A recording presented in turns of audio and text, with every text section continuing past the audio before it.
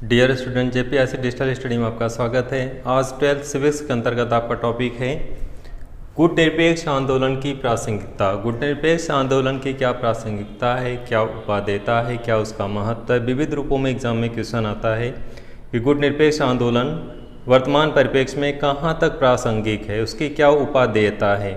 इस संदर्भ में क्वेश्चन आता है बोर्ड परीक्षाओं में। बहुत ही महत्वपूर्ण टॉपिक है। जैसा कि इसके पहले आप के वीडियो में भी कई बार जा चुका है इस तरह से जुड़ा हुआ शब्दावली और टॉपिक। गुट निरपेक्षता सभी आप लोग जानते हैं कि गुट निरपेक्षता का एक आंदोलन चला।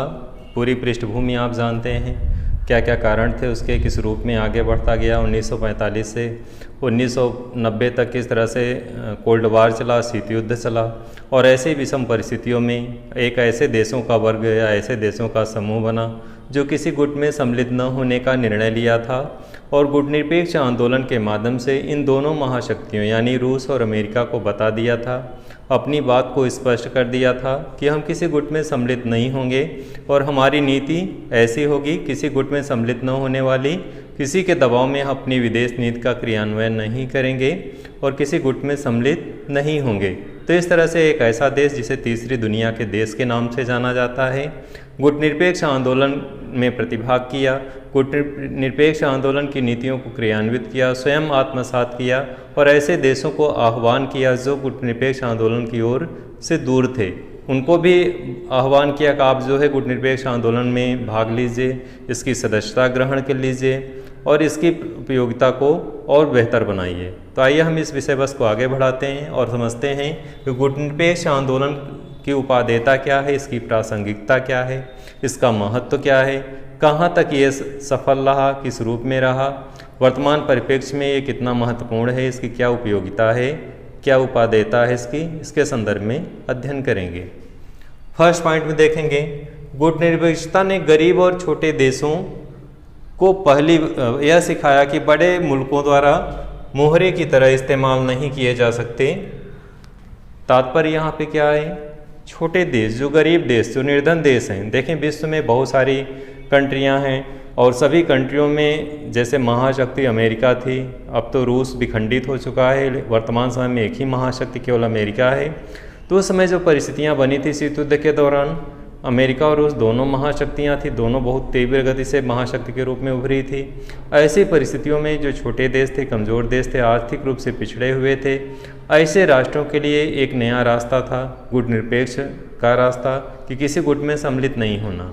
तो ऐसे परिप्रेक्ष्य में गुट निरपेक्ष आंदोलन क्या उपादेयता है कि ऐसे गरीब और निर्धन देश, जो गरीब भी हैं और निर्धन भी हैं और उनके आकार भी छोटा है, ऐसे देशों को यह आंदोलन यानी गुट निरपेक्ष आंदोलन ऐसे देशों को क्या सिखाता है कि बड़े मुल्कों के मोहरे बन के नहीं रहना है, उनके इशारे पे नहीं चलना है। आपका अपना अस्तित्व है, आपका अपना वजूद है, आपकी अपनी अखंडता और एकता है।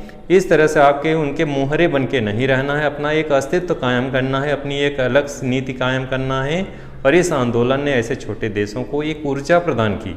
अगर ये आंदोलन ना होता तो ऐसे छोटे देश किसी न किसी दबाव में आकर के किसी न किसी गुटबंदी का शिकार होते और आज वैश्विक परिदृश्य कुछ और होता। आज जो विश्व के ऐसे छोटे देश हैं जो किसी के पिछलग्गू नहीं हैं, उनके अंदर भी वो आत्मविश्वास है। भारत जैसे देश ने उनको आत्मविश्वास जगाया कि इन महाशक्तियों से डरने की आवश्यकता नहीं है। आप इस आंदोलन के माध्यम से अपने अंदर ऊर्जा भरिए और अपनी नीति को क्रियान्वित करिए। किसी शक्ति के दबाव में, किसी महाशक्ति के अंडर में रह करके अपनी नीतियों का संचालन करना कायरता है। आपकी एकता और अखंडता बाधित होगी। आपकी अपनी देश की जो विदेश नीति होगी वो दूसरे महाशक्तियों से प्रभावित होगी। तो कहने का तात्पर्य है कि इस आंदोलन के माध्यम से ऐसे छोटे देश जो पिछड़े हुए थे आर्थिक रूप से, जिनका आकार भी छोटा था, ऐसे देशों को एक प्रकार से ऊर्जा मिली और किसी के पीछे नहीं हुए बल्कि अपनी स्वतंत्र विदेश नीति को क्रियान्वित किया और इस आंदोलन से वे प्रभावित हुए। और ये आंदोलन ऐसे छोटे देशों को जो आर्थिक रूप से बहुत ज़्यादा पिछड़े थे, बहुत ज़्यादा प्रभावित किया और वो महाशक्ति का हिस्सा बनने से बच गए। तो इस तरह से इस आंदोलन की इस रूप में प्रासंगिकता है, इस आंदोलन की इस रूप में महत्ता है। इस तरह से आप इसको जो है डिफाइन कर सकते हैं। इस तरह से इसको आप एग्ज़ाम में अगर पूछता है क्वेश्चन को तो आप हेडिंग भी बना सकते हैं और इस रूप में आप इसको लिख सकते हैं कि इसकी क्या प्रासंगिकता है। तो इसकी प्रासंगिकता इस रूप में आप दिखाएंगे। अगले क्रम में हम लोग बढ़ते हैं आगे। ऐसे देश जो कमज़ोर थे, बहुत ज़्यादा पिछड़े थे, कहते हैं कि अकेला व्यक्ति हो, जैसे एक लोहे की छड़ होती है, कोई भी टेढ़ा कर ले, लेकिन जब छड़ों का कई क्षणों को एक ही साथ जब बांध दिया जाता है तो इसे कोई टेढ़ा नहीं कर सकता। तात्पर्य क्या है? एकता में शक्ति होती है। जब अकेला देश इस महाशक्ति से शायद झुक जाता, लेकिन इस आंदोलन ने लोगों को संगठित करने के लिए या ऐसे देशों को संगठित करने की एक नई ऊर्जा प्रदान की, एक नई दिशा प्रदान की।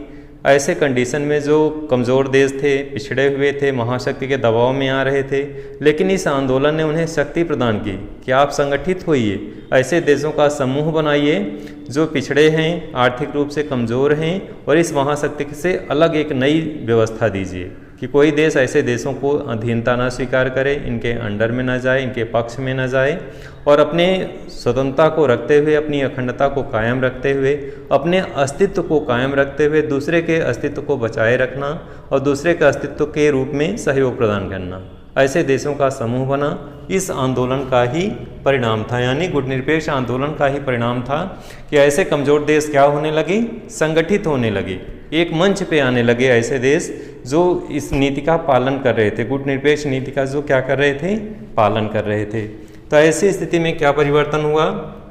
ऐसे मंच पे ऐसे छोटे छोटे देश जो गुटनिरपेक्ष नीति का पालन कर रहे थे एक मंच पे आए और उनकी एक विचारधारा एक साथ चली, और महाशक्ति को भी उनकी बात लास्ट में सुननी पड़ी कि आप जो है महाशक्ति भले हैं, लेकिन हमारी बातों को आप सुनेंगे। और सुना भी, जितने भी महाशक्ति, चाहे अमेरिका हो चाहे रूस हो, ऐसे देशों का सहयोग किया, क्योंकि इन लोगों का समूह बन चुका था, इन लोगों का संगठन बन चुका था, और एक ऐसा विशाल संगठन जिसके आगे उनको झुकना पड़ा, इनकी बातों को मानना पड़ा। जहाँ जहाँ अंतर्राष्ट्रीय मुद्दे थे, अंतर्राष्ट्रीय समस्याएं थी, महाशक्ति को भी अब सोचना पड़ा, डरना पड़ा कि अगर हम कोई कदम उठाएंगे किसी कंट्री पे तो एकजुट ये सारे हो जाएंगे और हमारे खिलाफ कुछ न कुछ क्रिएटिव या कुछ ऐसे कार्य करेंगे जो हमारे लिए हानिकारक होगा। तो इस तरह से महाशक्ति को भी सोचना पड़ा, सोचने के लिए विवश होना पड़ा कि इनकी बातों को, इनकी नीतियों की, इनकी विचारधारा को नकारा नहीं जा सकता, क्योंकि इनका एक ग्रुप बन चुका है गुटनिरपेक्ष देशों का, और इनके जो है बातों को, इनके जो मंच पे जो इनकी मांग है, जो इनकी बातें हैं, उनको नकारा नहीं जा सका। तो इस तरह से एकता में, संगठन में शक्ति होती है, और ऐसे देशों का क्या बना? एक संगठन बना, जिसके कारण बड़ी बड़ी अमेरिका हो चाहे रूस हो चाहे कोई भी शक्ति हो, सबको इनकी मांग के आगे झुकना पड़ा।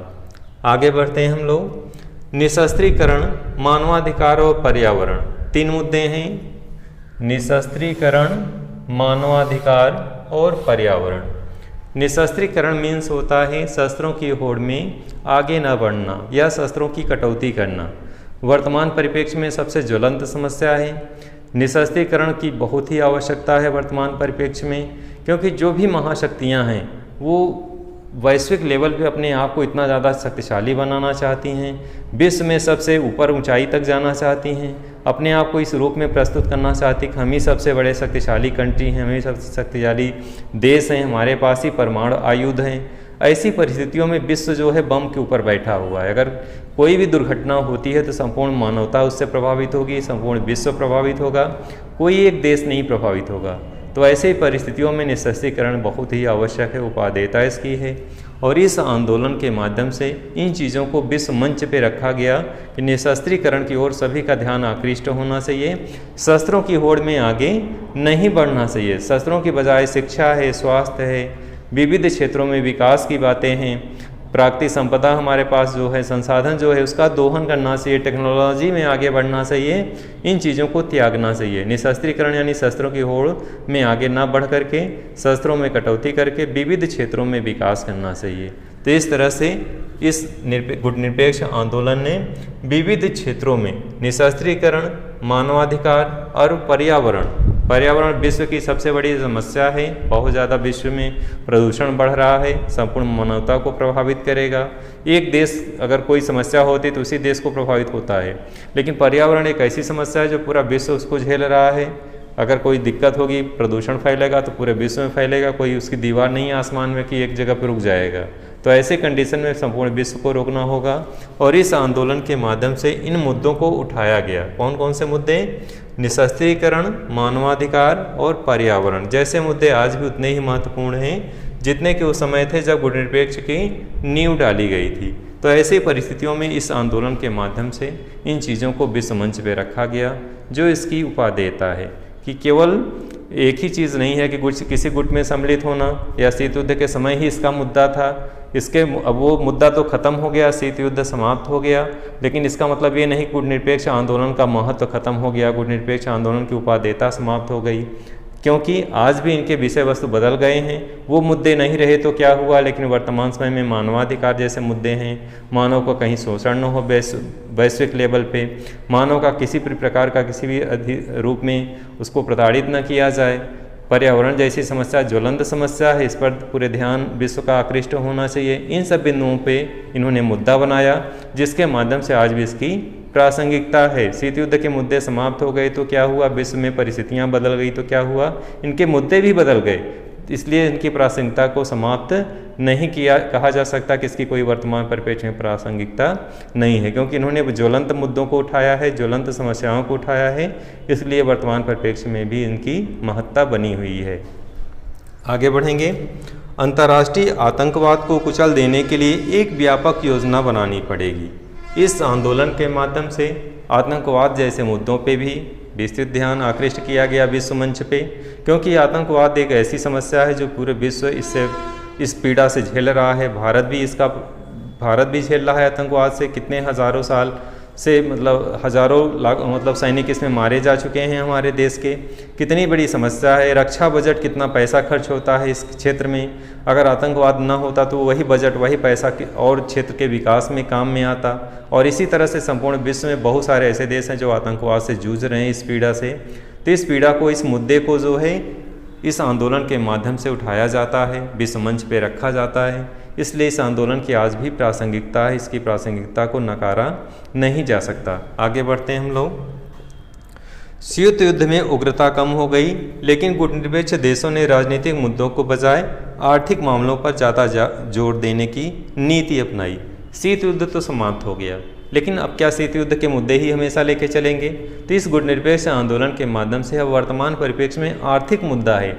व्यापार कैसा हो, व्यापार की स्थितियां कैसे बदली जाएं, देशों के समूह कैसे बने, किन किन देशों का ग्रुप कैसे हो, किस तरह से आर्थिक विकास किया जाए संपूर्ण विश्व में, इन मुद्दों पे लेकर के इस आंदोलन के माध्यम से नए नए विषय लाए जा रहे हैं।